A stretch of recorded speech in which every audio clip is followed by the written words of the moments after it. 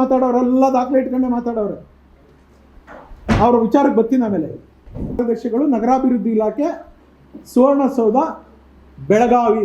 ಬೆಳಗಾವಿಯಲ್ಲಿ ಅಧಿವೇಶನ ನಡೆದಾಗ ಡಿಸೆಂಬರಲ್ಲಿ ಇದಕ್ಕೊಂದು ಕ್ವಶನ್ ಹಾಕ್ತೀನಿ. ಏನಂತ, ಇದು ಸ್ಟಾರ್ಟ್ ಆಗಲ್ಲ, ಅನ್ಸ್ಟಾರ್ಟ್ ಆಗುತ್ತೆ, ಆನ್ಸರ್ ಕೊಟ್ಟಿದ್ದಾರೆ.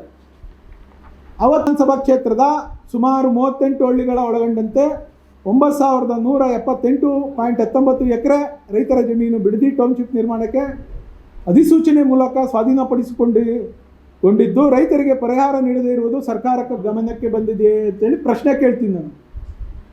ಅವ್ರು ಉತ್ತರ ಏನು ಕೊಡ್ತಾರೆ ಅಂದರೆ, ಇದೆಲ್ಲ ನಿಮ್ಮ ಕಾಪಿ ಕೊಡ್ತೀನಿ. ಸರ್ಕಾರದ ಆದೇಶ ಸಂಖ್ಯೆ ಸೋನ್ಸೋ 18/10/2006 ಬೆಂಗಳೂರು ಮಹಾನಗರ ಪ್ರದೇಶ ಅಭಿವೃದ್ಧಿ ಪ್ರಾಧಿಕಾರದ ವತಿಯಿಂದ ಬಿಡದಿ, ಸಾತ್ನೂರು, ನಂದಗುಡಿ, ರಾಮನಗರ ಮತ್ತು ಸೋಲೂರು ಸೇರಿದಂತೆ 5 ಸಮಗ್ರ ಉಪನಗರಗಳನ್ನು ಅಭಿವೃದ್ಧಿಪಡಿಸಲು ಹಾಗೂ ಈ ಪೈಕಿ ಮೊದಲಿಗೆ ಬಿಡದಿ ಸಮಗ್ರ ಉಪನಗರ ಯೋಜನೆಯನ್ನು ಪ್ರಾಯೋಗಿಕವಾಗಿ ಅಂದರೆ ಪೈಲಟ್ ಪ್ರಾಜೆಕ್ಟ್ ಆಗಿ ಟೌನ್ಶಿಪ್ ಆಗಿ ಅಭಿವೃದ್ಧಿಪಡಿಸಲು ಸರ್ಕಾರ ಅನುಮೋದನೆ ನೀಡಲಾಗಿರುತ್ತದೆ. ಒನ್ಲಿ ಪ್ರಾಜೆಕ್ಟ್ ಮಾತ್ರ ಅಪ್ರೂವಲ್ ಕೊಟ್ಟಿತ್ತು ಗೌರ್ಮೆಂಟು. ಎಲ್ಲಿ? ಅವತ್ತಿನ ಕ್ಯಾಬಿನೆಟ್ಟಲ್ಲಿ ಕುಮಾರಸ್ವಾಮಿಯವರು ಮುಖ್ಯಮಂತ್ರಿಗಳಾಗಿದ್ದಾಗ. ಮುಂದುವರಿದು ಸದರಿ ಆದೇಶಗಳ ರೀತಿಯ ರಾಮನಗರ ತಾಲೂಕು ಬಿಡದಿ ಹೋಬಳಿ 9 ಗ್ರಾಮಗಳು ಮತ್ತು ಕನಕಪುರ ತಾಲೂಕು ಆರೋಹಳ್ಳಿ ಹೋಬಳಿಯ 1 ಭಾಗಶಃ ಗ್ರಾಮ ಒಟ್ಟು 9178 ಎಕರೆ ವಿಸ್ತೀರ್ಣದ ಜಮೀನುಗಳು ಉದ್ದೇಶಿತ ಬಿಡದಿ ಸಮಗ್ರ ಉಪನಗರ ಯೋಜನೆ ವ್ಯಾಪ್ತಿಯಲ್ಲಿದ್ದು ಈ ಜಮೀನುಗಳು ಭೂ ಸ್ವಾಧೀನ ಕುರಿತು ಇಲ್ಲಿವರೆಗೆ ಯಾವುದೇ ಅಧಿಸೂಚನೆ ಆಗಿರುವುದಿಲ್ಲ. ಸರ್ಕಾರ ಕೊಟ್ಟಿರೋದು, ನಾನು ಬರ್ಕೊಂಡಿರೋದಲ್ಲ ಇದು. ಮತ್ತು ಭೂ ಸ್ವಾಧೀನ ಪಡಿಸಿಕೊಂಡಿರುವುದಿಲ್ಲ ಅಂದರೆ ಭೂ ಸ್ವಾಧೀನ ಪಡಿಸಿಕೊಳ್ಳದೆ ಇರುವುದರಿಂದ ಪರಿಹಾರ ನೀಡಿರುವುದಿಲ್ಲ. ನಾವು ಕಾಂಪನ್ಸೇಷನ್ ಕೊಡೋ ಪ್ರಶ್ನೆನೇ ಇಲ್ಲ ಅಂತ. ನಾವು ಅಕ್ವೇಷನೇ ಮಾಡಿಲ್ಲ. ಅಕ್ವೇಷನ್ ಮಾಡದೇ ಇದ್ಮೇಲೆ ನಾವು ಇದ್ರದ್ದು ಪ್ರಶ್ನೆ ಇಲ್ಲ ಅಂತ. ಪಾಪ ಅಲ್ಲೆಲ್ಲೋ ಬೈರ್ಮಂಗ್ಲ ಭಾಗದಲ್ಲಿ ಶಿಪ್ಗೆ ಜೈ ಅಂತನೋ ಏನೋ ಹಿಂಗಂತ ಹಿಂಗನ್ನೇ ಕನಕಪುರದ ಬಂಡೆ ಬಂದು ನಿಮ್ಮ ಮೇಲೆ ಅದಿಕೊಂಡ್ಮೇಲೆ ಗೊತ್ತಾಯ್ತದೆ ನಿಮ್ಮ ಕೈ, ನಿಮ್ಮ ಬೆರಳು, ನಿಮ್ಮ ದೇಹ ಎಲ್ಲ ಎಲ್ಲಿರ್ತವೆ ಅಂತ. ಇದು ಸುಮ್ಮನೆ ಅಲ್ಲ, ಇವತ್ತು ಹೇಳ್ತಾ ಇದ್ದೀನಿ, ಸತ್ಯ ಹೇಳ್ತಾ ಇದ್ದೀನಿ. ನನ್ನ ಸ್ನೇಹಿತರು ಭಾಳ ಜನ ಅಲ್ಲಿದ್ದೀರಿ. ಇವತ್ತು ಒಂದು ಪದ ಬಳಸಿದ್ದೀನಿ, ಮರಣ ಶಾಸನ ಅಂತ. ನಿಮ್ಮ ತಲೆ ಮೇಲೆ ಬಂಡೆ ಎಳೆಯೋದೇ ಸಾಕ್ಷಿ. ಇದು ಸುಲಭಕ್ಕಾಗಲ್ಲ. ಇವತ್ತು ಗಿಲಿಟ್ ಮಾತುಗಳು ಆಡ್ಬಿಡ್ತಾವ್ರೆ ಅಂತ ಹೇಳ್ಬಿಟ್ಟು DK ಶಿವಕುಮಾರ್ ಅವರು ಆಡ್ತಾವ್ರೋ, ಬಾಲಕೃಷ್ಣ ಆಡ್ತಾವ್ರೋ, ಇನ್ನೊಬ್ರು ಆಡ್ತಾವ್ರೋ ಅಂತೇಳಿ ಆ ಗಿಲಿಟ್ ಮಾತಿಗೆ ಏನಾದರೂ ನೀವು ಬಲಿಯಾದ್ರೆ ಇವತ್ತು ನಿಮ್ಮ ತಲೆ ಮೇಲೆ ಬಂಡೆ ಎಳೆಯೋದು, ಚಪ್ಪಡಿ ಎಳೆಯೋದು ಶತಸಿದ್ಧ. ನನ್ನ ಹೆಸರು ಬೇರೆ ಇಡಿ, ಇದಾಗಲಿಲ್ಲ ಅಂದರೆ ಮುಂದೊಂದು ದಿವಸ ಏನೈತ್ರಿ ಈ ಯೋಜನೆಯಲ್ಲಿ? ಯಾವ ಮಾತಕ್ಕೆ ಮೊದಲು ಕುಮಾರಸ್ವಾಮಿಯವ್ರ ಯೋಜನೆ, ಈ ಯೋಜನೆಗೆ ಏನು ವ್ಯತ್ಯಾಸ ಅಂತೇಳಿ ನಾವೇ ಚರ್ಚೆ ಕರೆದಿದ್ದೀವಿ. ಯಾವನು ಬರೋಕ್ಕೆ ರೆಡಿ ಇಲ್ಲ. ಆ GBD ಅಧ್ಯಕ್ಷನೂ ಬರೋಕ್ಕೆ ರೆಡಿ ಇಲ್ಲ.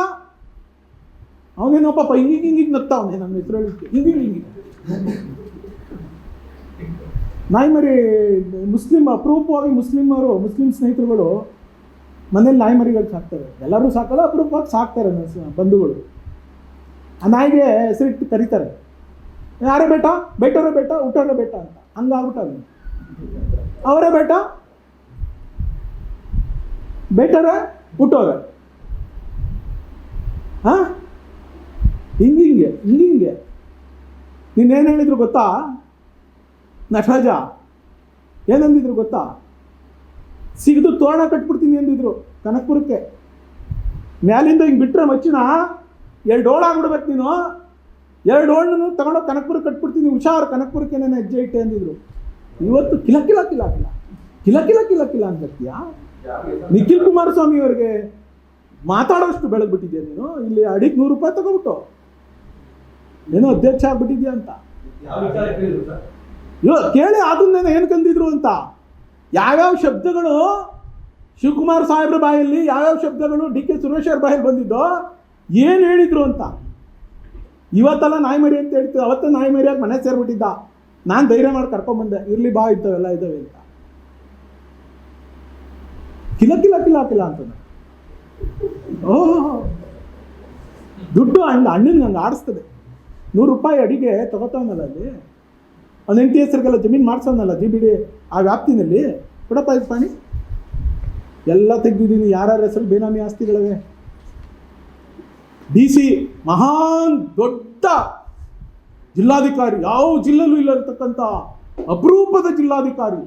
ಅವನ ತಮ್ಮನ ಹೆಸರಲ್ಲಿ ಎಷ್ಟವೆ, ಅವ್ರ ಬಂಧು ಬಳಗದ ಹೆಸರಲ್ಲಿ ಎಷ್ಟವೆ, ಯಾವ್ಯಾವ ಸರ್ವೆ ನಂಬರಲ್ಲಿ ಎಷ್ಟವೆ, ಎಲ್ಲ ದಾಖಲೆ ಕೊಡ್ತೀನಿ ನಿಮಗೆ.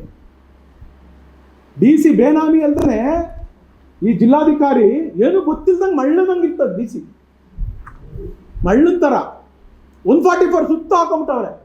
ಯಾರೂ ಬರಬಾರ್ದು, ಮಾಧ್ಯಮದವ್ರು ಹೋಗಿ ಏನು ಕ್ವಶನು ಕೇಳಬಾರ್ದು, ಹೋರಾಟಗಾರರು ಯಾರು ಹೋಗ್ಬಾರ್ದು. ಇಂಥ DCನ ನಾವು ಯಾವ ಜಿಲ್ಲೆಯಲ್ಲೂ ನೋಡೋಕ್ಕೆ ಸಾಧ್ಯ ಇಲ್ಲ. ಬೇನಾಮಿ ಆಸ್ತಿ ಸ್ವತಃ ಅವ್ನ ತಮ್ಮನ ಹೆಸರಲ್ಲಿ.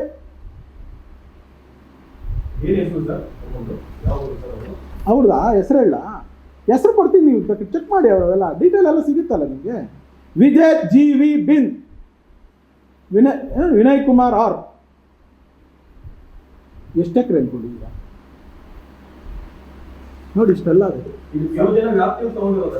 ಈಗ ರೀ ಅಧಿಸೂಚನೆ ಹೊಡಿಸಿದ್ಮೇಲೆ, ಪ್ರಿಲಿಮಿನರಿ ನೋಟಿಫಿಕೇಶನ್ ಆದ್ಮೇಲೆ ಕನಕಪುರದೊಳಗೆ ರಿಜಿಸ್ಟರ್ ಮಾಡಿಸ್ತಾರೆ ಈ ಮಹಾನ್ ಭಾವ. ಈ ಜಮೀನುಗಳು ತಕರಾರು, ಅವ್ರ ಕೋರ್ಟಲ್ಲಿ ಕೇಸ್ ಇರ್ತವೆ, ಕರ್ದಿ ರಾಜಿ ಮಾಡೋದು, ಇವ್ರು ತಗೊಂಡೋಗಿ ರಿಜಿಸ್ಟರ್ ಮಾಡಿಸ್ಕೊಳ್ಳೋದು.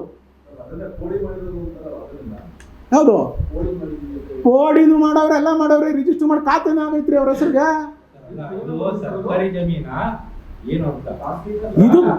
ಇದು ಸರ್ಕಾರಿ ಜಮೀನಲ್ಲ, ಇದು ಪಾಪ ಯಾರೋ ರೈತರು ಕೇಸ್ ಹಾಕೊಂಡು ಅಲಿತಾ ಇರೋದು. ಯಾರೋ ಬೆಂಗಳೂರಿನವ್ರ ಹೆಸರು ಮಾಡಿಬಿಟ್ಟು ಬೆಂಗಳೂರಿನವ್ರನ್ನ ಕರ್ಕೊಂಡ್ಬಂದು ರಿಜಿಸ್ಟರ್ ಮಾಡಿಸ್ಕೊಂಡಿರೋದು. ಒಳಗಡೆ ಇದೆ ಅಳ್ಳಾಳ್ಸಂದ್ರ ಸರ್ವೆ ನಂಬರ್ ಅಲ್ವೇನ್ರಿ, ಹೊಸೂರು ಸರ್ವೆ ನಂಬರ್ ಅಲ್ವೇನ್ರಿ, ಅಳ್ಳಾಳ್ಸಂದ್ರ ಸರ್ವೆ ನಂಬರ್. ಇವರು ಒಂದು 50ರಿಂದ 60 ಎಕರೆ ಅವ್ರ ಬೇನಾಮಿ ಇದೆ. ಅವ್ ಎಲ್ಲಾರ ಹೆಸರಲ್ಲೂ ಮಾಡಿಸವ್ರೆ ನೋಡ್ರಿ. ಅವ್ರು ಮಾಡಿಸಿರೋ ಹೆಸರುಗಳು ಬೇರೆ ಬೇರೆ. ಅವ್ರ ಸ್ನೇಹಿತರು DC-ಗಳು ಯಾರ್ಯಾರಿದ್ರು ಅವ್ರ ಹೆಸರೆಲ್ಲ ಬೇನಾಮಿಗಳು ಮಾಡಿಸಿದ್ದಾರೆ.